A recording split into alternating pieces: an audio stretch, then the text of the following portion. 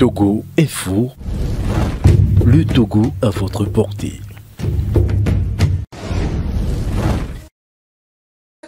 Que dire de la tradition? Et lorsque je vais parler de la tradition, c'est de la tradition ancestrale.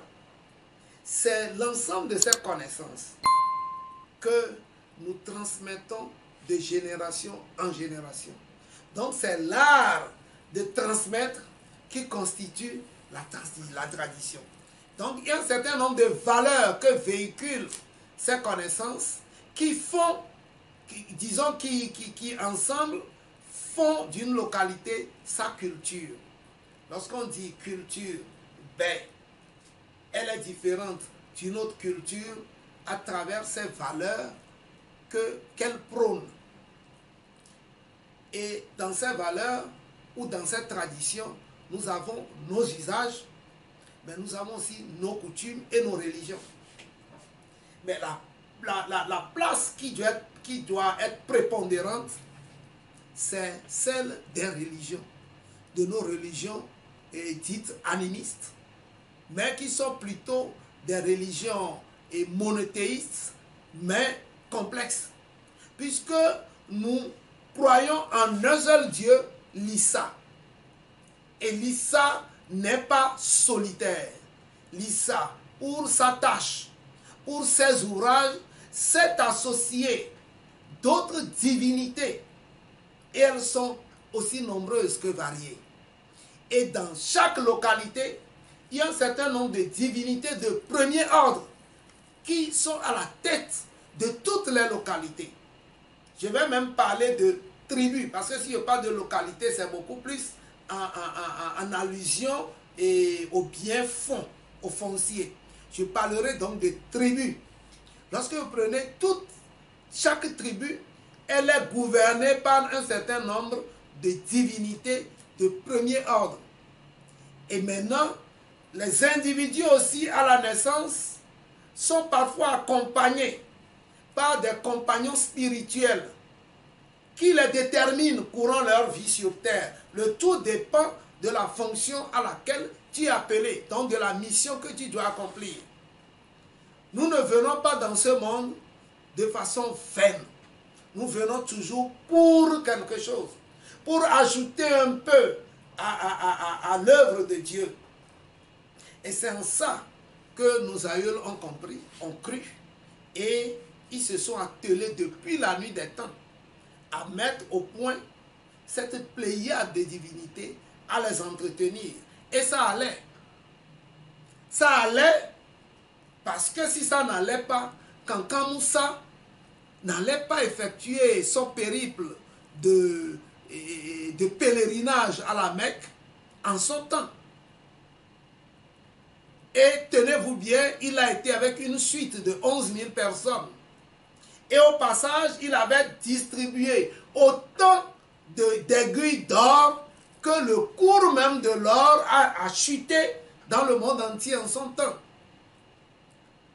Et c'est en cela que beaucoup d'Européens, d'Occidentaux, ont été aigris et ont appelé à aller nous détruire, en passant d'abord par celui que j'aime annoncer, j'aime citer le pape Nicolas V en 1458, qui disait en substance, je le répète encore, les nègres sont des sarrasins.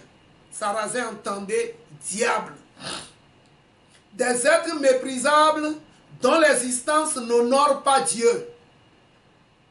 Allez donc les déposséder de leurs terres et de leurs biens et les exterminer. Et c'est cette déclaration qui a livré nos aïeuls noirs d'Afrique à la vindicte des Occidentaux, à partir des Portugais. Et lorsqu'ils venaient nous massacrer, nous déporter, ils croyaient faire honneur en toute ignorance au Dieu créateur. Et c'est ça qui a mis à mal toute notre culture, nos us et coutumes et toutes nos connaissances. On a dépossédé l'Afrique de ses bras forts et de ses connaissances. Ils ont brûlé d'immenses bibliothèques. Et ils nous ont entretenus dans dans les faussetés. Ne nous avait-on pas appris à l'école, à des classes avancées, que l'Afrique n'avait pas de littérature écrite, que c'est de la littérature orale? Mais qu'est-ce qui fait que maintenant on découvre que l'Empire du Mali, avec ses universités, les premières avant les Occidentaux, enseignaient en écrivant avec de l'écriture? Qu'en Égypte, au-delà, en dehors des hiéroglyphes, il y avait deux autres écritures plus accessibles qu'on enseignait dans les universités sur des papiers qu'on appelait papyrus. Ils fabriquaient déjà du papier. Donc ces gens sont venus non pas pour nous grandir, non pas pour nous élever, mais c'est pour nous détruire. Ils sont venus donner suite à la demande de destruction prônée par le pape Nicolas V. Un pape d'une église, la plus grande d'ailleurs et universelle, chrétienne. Mais si l'église chrétienne a appelé qu'on vienne nous exterminer, vous croyez que cette église va pas contraposer, venir nous soutenir et nous rendre notre grandeur? Mais non! C'est ce qui fait que nos traditions bafouées ont dans un premier temps replié, puis reviennent en force. Et toutes nos pratiques ont été copiées. Et ils ont une autre façon de nous représenter nos propres divinités sans qu'on sache. Un exemple. Lorsque vous avez des reliques quelque part, des restes humains quelque part, il y a la manifestation de l'esprit de cette personne. Ceci dit, lorsqu'on retrouve des reliques, c'est-à-dire des restes humains, dans des autels, tels que c'est l'usage dans certaines églises, cela voudrait dire que vous avez la manifestation des esprits de ces défunts-là, là-bas. Or, chez nous, la tradition nous révèle des divinités qui s'opèrent à partir des reliques. Et les plus fortes divinités, violentes et autres là, qui ne ratent jamais les coups, lorsque on voudrait les créer, c'est sur la base de ces esprits-là. Et souvent, c'est des esprits de gens accidentés, qui sont souvent très violents. Mais tous les saints dont on nous parle, la plupart sont des gens accidentés. Si on les met dans les autels, et ces autels ont la forme du trône royal, et si nous remarquons aussi qu'il y a des trônes royaux, fussent-ils petits ou grands, sur certains autels, mais alors pourquoi on vilipende le trône royal? Le trône royal n'est que le symbole de la présence de Dieu au sein de nos tribus, comme c'est le cas de l'arche d'alliance au sein des Israélites.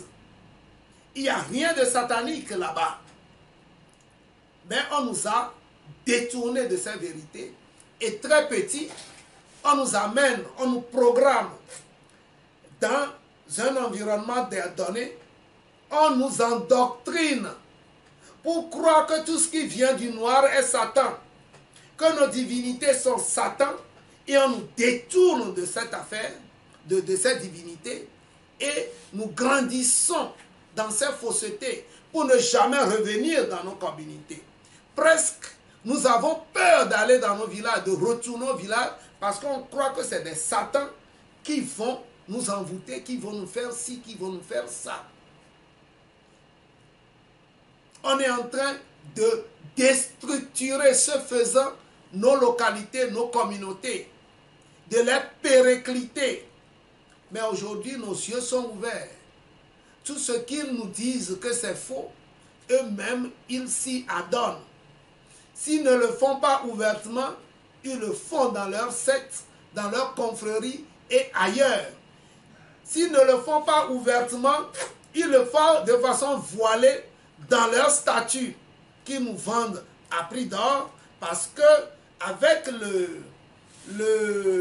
l'incendie de Notre-Dame de Paris, on a pu scanner un certain nombre de statues pour nous montrer qu'il y a des mains humaines, donc de cadavres dans certaines statues, des compositions d'herbes, donc biologiques, dans d'autres. Or, c'est la même chose que nous retrouvons dans nos vaudous et autres. Pourquoi pour nous c'est satanique et pour eux c'est saint? C'est vrai qu'ils l'appellent saint, mais nos vaudous nous les appelons togui, et nos togui sont également saints pour nous.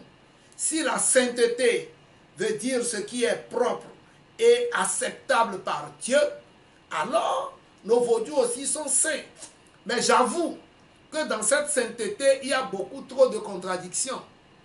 Lorsqu'on taxe certaines choses de saint, alors que c'est macabre, exemple, la Sainte Guerre, une guerre n'a jamais été sainte. La Sainte Inquisition, lorsqu'on dit on te condamne à la Sainte Inquisition, c'est que tu es mort. La Sainte Inquisition, c'est du cyanure, c'est du poison violent. Mais on le qualifie de saint. Et parfois, ce mot saint-là nous dit beaucoup trop de choses.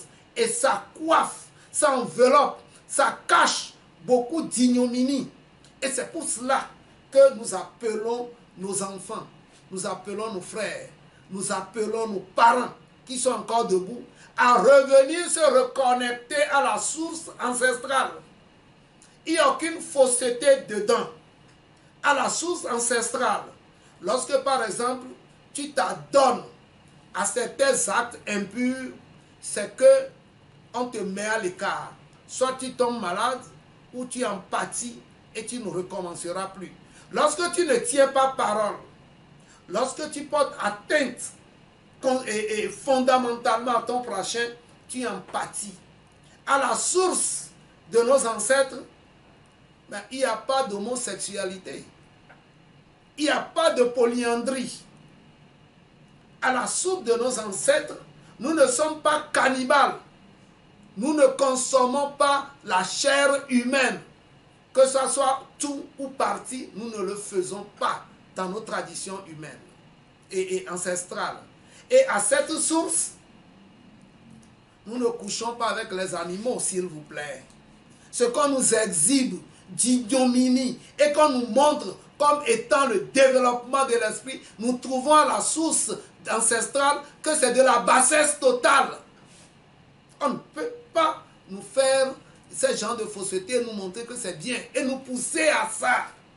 Puisqu'entre-temps, on nous a fait publier sur Togocel que l'homosexualité n'est plus stigmatisée au Togo. Qu'est-ce que ça veut dire?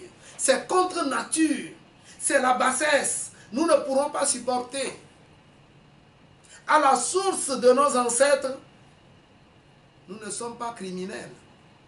La criminalité est proscrite. La vie est sacrée. Mais ce que les autres nous ont apporté dans leur religion, c'est du n'importe quoi. C'est de l'impunité totale face à ces criminalités, à ces contre-vérités, à ces faussetés. On nous sert toujours des faussetés. On nous a toujours livré une guerre biologique et socio-économique. Mais à la source de nos ancêtres, il n'y a pas de guerre biologique à livrer à l'autrui. En Afrique, avant nos contacts avec l'Occident, il y a un certain nombre de maladies qu'on ne connaissait pas, qui ne sévissaient pas chez nous. Mais avec eux, pour nous exterminer, comme l'a demandé le pape, nous sommes sujets à toutes sortes de maltraitances et de faussetés. On nous a même empêchés d'aller à notre pharmacopée pour nous servir des remèdes chimiques qui nous tuent à petit feu et on nous fait croire que c'est du bien qu'on nous fait. Je vais m'arrêter momentanément.